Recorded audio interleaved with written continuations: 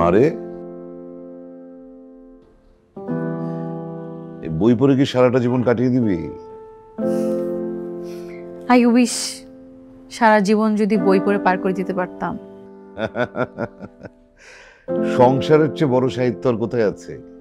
হ্যাঁ, এই সংসারে হাসি আছে, কান্না আছে, সুখ দুঃখ, প্রেম বিরহ, ভালোবাসা, ট্র্যাজেডি, সবকিছু আছে। তাই সংসারটা তো করতে হবে। সৃষ্টিকর্তা কি মেয়েদের শুধু সৃষ্টি করেছে সংসার করার জন্য? সংসার তো শুধু মেয়েরাই করছে না, ছেলেরাই তো করছে। আসলে এই সৃষ্টিকর্তার সৃষ্টির রহস্যটা শুধু তিনিই বলতে পারবেন।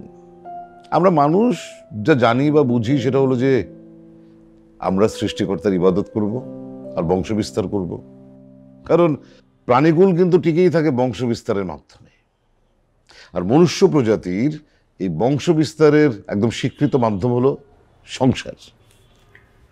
বাবা, তোমার সাথে কথা বলা আর ফিলোসফির বই পড়া সমান কথা।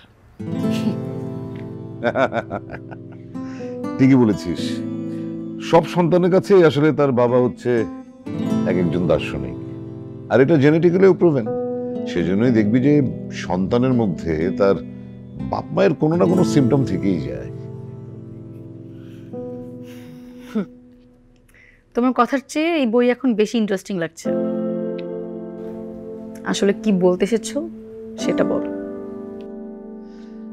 তাহলে বলেই ফেলি, তুই শুভ্রকে আমার সাথে মিট করতে বল, আমরা কথা বলি একসাথে।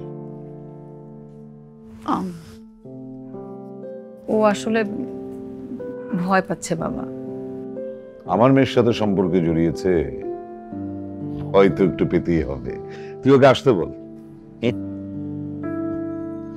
নে, এত রাত করে বই পড়তে হবে না, শুয়ে পড়। শেষ করে ঠিক আছে, আমি গেলাম।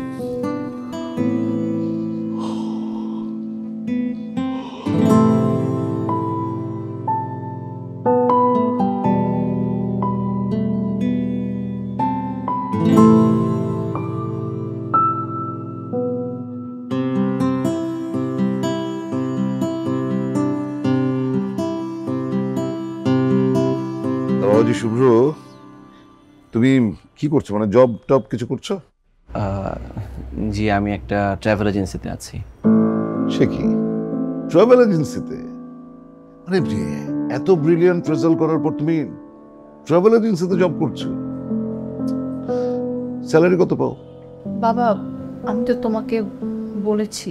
হ্যাঁ, তুই আমাকে বলেছিস, কিন্তু শুভ্রর মুখেও একটু শুনি। শোনো বাবা, জীবনে কখনো ওই স্যালারি আর বাপ মায়ের পরিচয় নিয়ে আত্মগ্লানিতে ভুগতে নেই।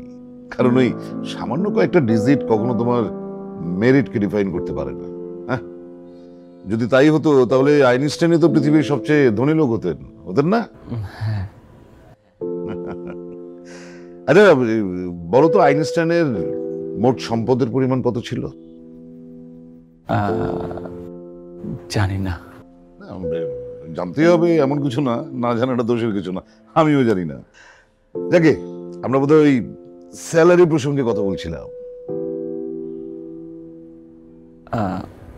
20,000 টাকা। কত? 20? 20,000 অনলি? আচ্ছা শুভ্র, তুমি আমাকে বলো যে এই ঊর্ধ্বমূল্যের বাজারে তুমি মাত্র 20,000 টাকা দিয়ে ফ্যামিলি নিয়ে সার্ভাইভ করতে পারবে? দুজনের মধ্যে পারস্পরিক বিশ্বাস আর মানিয়ে নেওয়ার প্রবণতা থাকলে এই ইনকামও সেভিংস করা সম্ভব। Good, very good. তোমার আত্মবিশ্বাস দেখে আমার খুব ভালো লেগেছে। সত্যি তো, আসলে ওই টাকা পয়সা ইম্পর্টেন্ট না, মানুষের চরিত্র আর তার আত্মবিশ্বাসই হচ্ছে সবচেয়ে বড় সম্পদ। আমার ভালো লেগেছে তুমি তোমার বাবা মার সাথে কথা বলে তাদের সাথে আমার দেখা করার ব্যবস্থা করো। আমার বাবা মা নেই, আমি এতিমখানায় বড় হয়েছি। এটা তো আমি জানতাম না।